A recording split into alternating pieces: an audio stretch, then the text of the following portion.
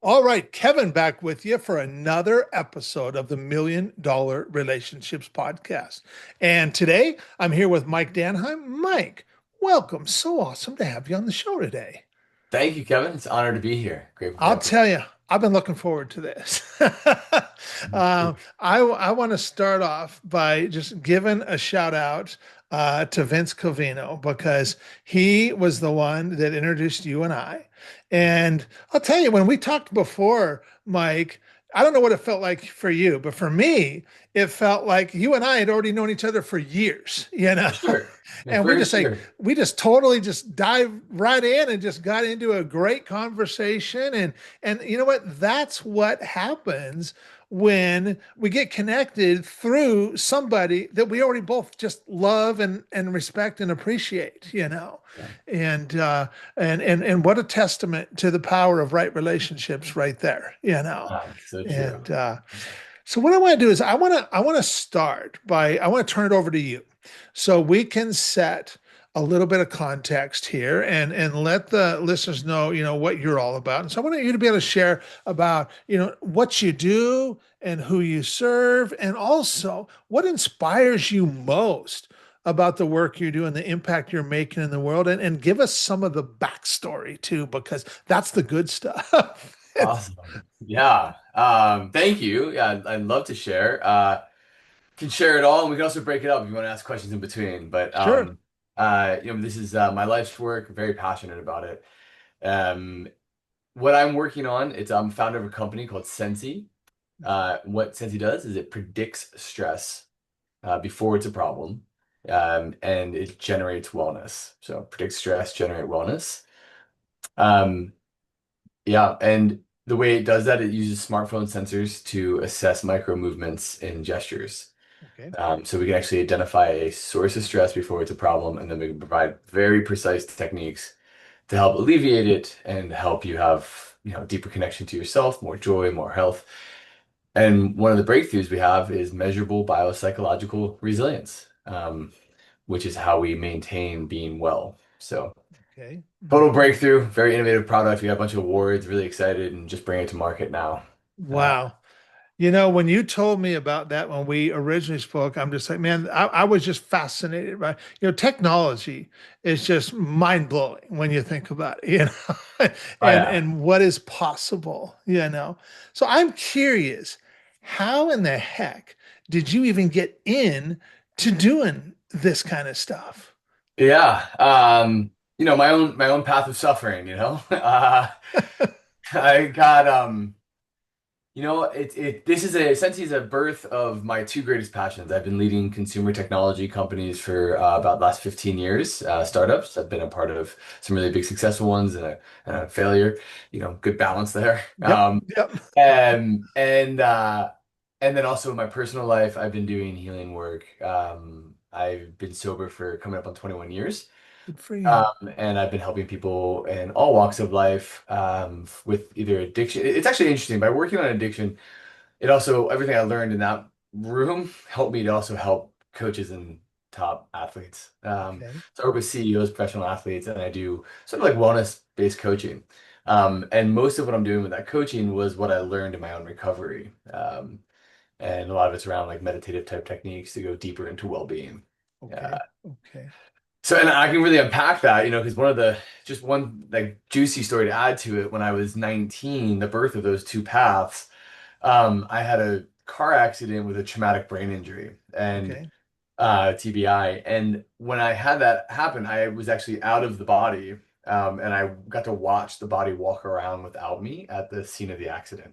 Wow. And yeah, and that left me really perplexed, like how is that possible? And before I even got to being perplexed, though, the challenge I had was when I came back into the body, I had retrograde amnesia, so I didn't know who I was or where I was. Okay.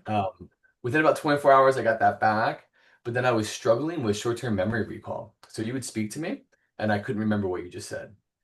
And I didn't really fully integrate into the body, so there were two versions of me. The part of me that was in the body that was looking at you and was like, why can't I remember what he said? And then there was the version of me out of the body that was just like ashamed, super anxious, like, whoa, what's wrong with me? And just, it was brutal.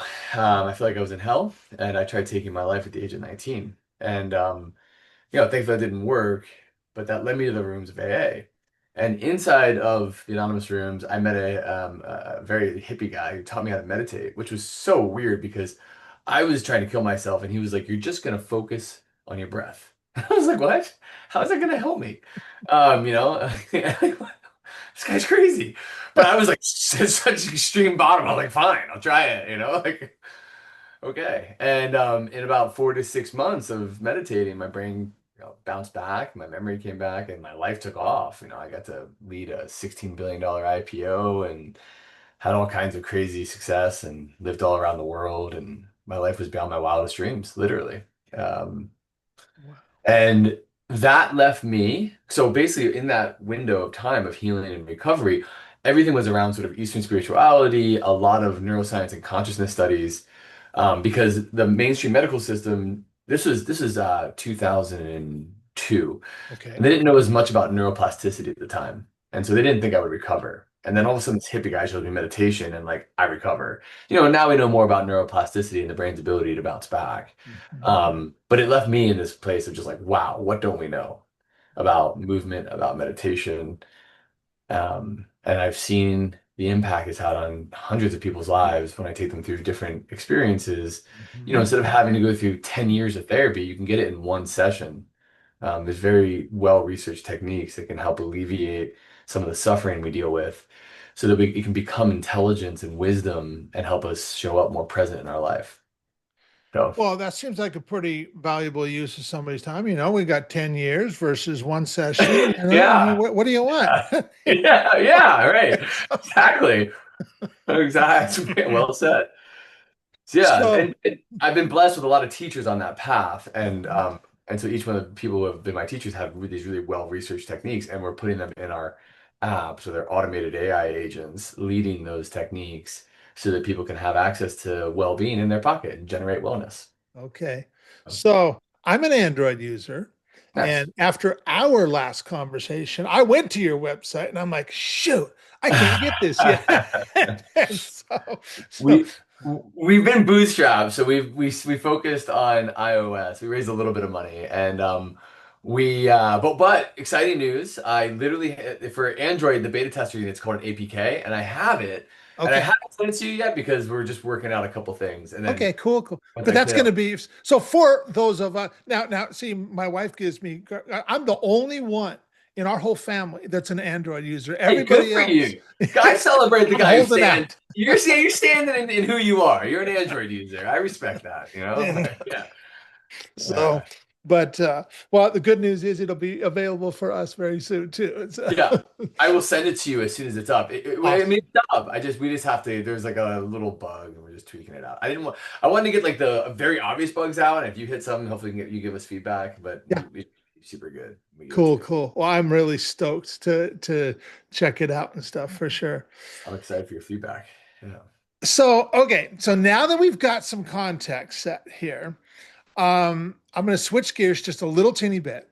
And I'm going to reiterate the question around relationships for the benefit of our listeners. So, Mike, have you ever been introduced to a person or persons who completely changed the course of your life or your business, so much so that much of what you have today would not be possible if not for this person or persons? And I'm just really excited to hear your story and your experience around this topic of relationships. Yeah, yeah, it's a great question. Thank you. And as you're saying it, there's actually two sort of there's life and then there's also business, Mhm. and I think I would separate them and there's unique people in both if I can share on both. Yeah, Um, absolutely. So in life, my brothers, just in terms of how they shaped me and growing up and how I was going through difficult times were there for me.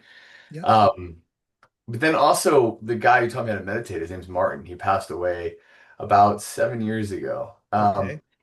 He completely saved my life. And we know what was so funny about that was I went back to him like 7 years after he saved my life through meditation Mhm. and told him, and he looked so perplexed. He had no memory of it, And Wow. no, he didn't know no claim. He was just like, I had no idea. And I was like, yeah. Wow. Um, and Wow. and that was who he was. It was just this like he always had a smile on his face, and he was just there to try to share love and help people, and Yeah. that really Yeah. flipped up. Um, in yeah, in business, um, my our first investor, Alessandro Anastasia, he's our Okay. first investor in our company, and I met him in Tokyo. I helped lead the international expansion of Groupon, and I was in Japan for part of it, Okay. and when we were in Tokyo, I met him, and he is a business partner of mine, very close friend and investor in our company, and he speaks like five different languages, sometimes all in one sentence. Wow. Oh yeah, he's Italian, Venezuelan, Portuguese. It's like he's just the Yeah. most passionate guy you'll ever meet. And you know, when I guess what I want to acknowledge about him is that he lives his life from a philosophy called Ubuntu. So Okay. for us, by us, and he invested in our company before we had done any R&D and just invested because he wanted to support two friends. He did not care, put any pressure on us. He was just like, Wow. I know you guys have good hearts. I know who you are. And like, here's the money. Like, go do the research. And frankly, at the time, what we said we wanted to do sounded really crazy. Now people are understanding it better. Um, but he didn't judge, didn't say anything, put no pressure on us and just wanted How long ago was that, Mike? 9 years ago. And 9 years ago. he's Okay. still a dedicated supporter and loves us Yeah. dearly. And Yeah. I'm the way he leads his life, and there's no division for him between business and life, who Mhm. he shows up It's as a all human. just his It's life. just him. Yeah, yeah, which I really admire that. Yeah. Yeah. And my wife, and she runs across business and life. Similar.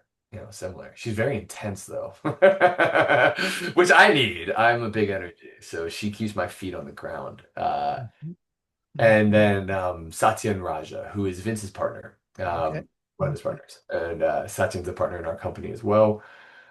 Satyan has been doing executive leadership for over 30 years, and really integrating the sort of enlightened side of leadership. So really helping to transition leadership to kind of like how Alessandro is, which is seeing the whole rather than the individual, right? Mhm. So, Mhm. um, and Yeah. Satyan has been an early supporter. I was in a really hard place when he found me in terms of just frustrated with the support levels we were getting.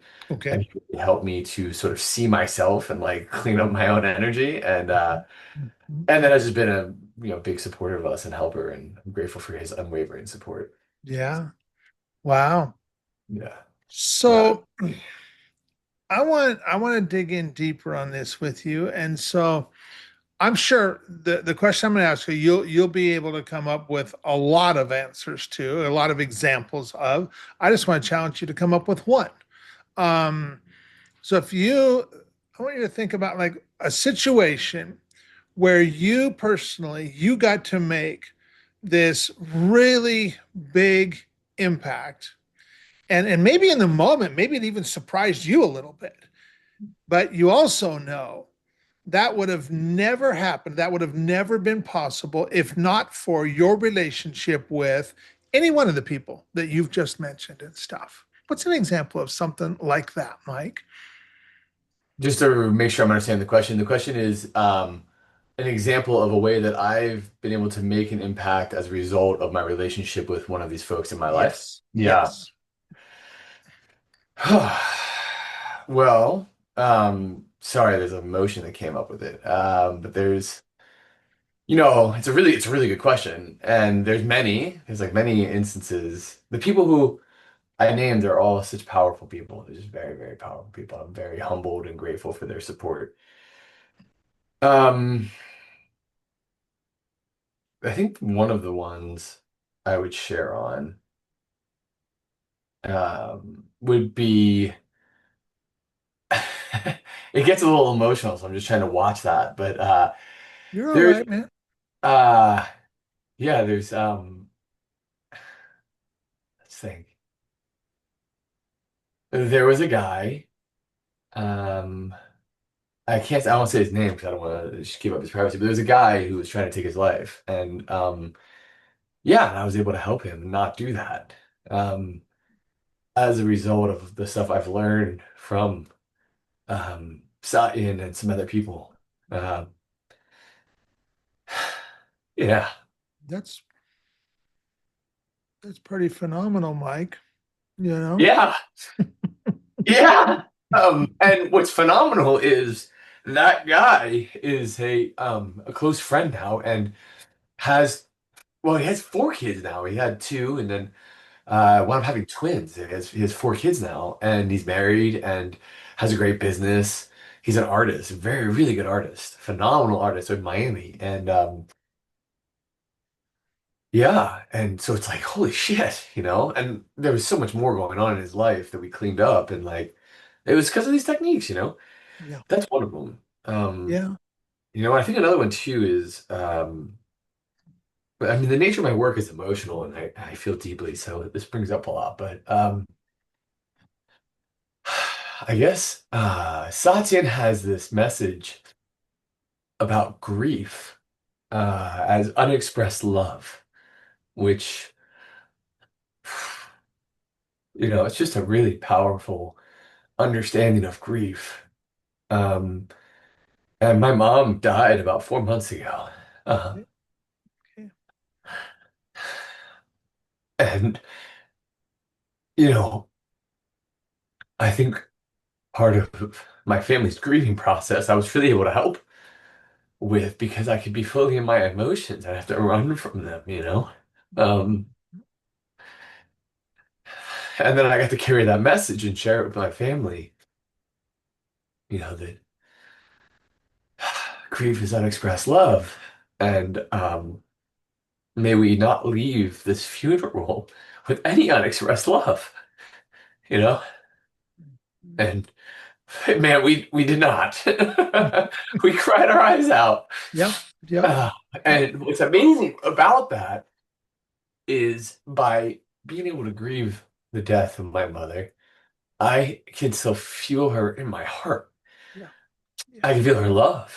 So she never left. She's Yeah. here loving me right now. And if I had hidden from that, which I've done, a long time ago, I did that. And so I know what that does. And hiding from those emotions creates such complexity and so many problems in my life. And so learning how to just stand in the pain of a broken heart um, is immense.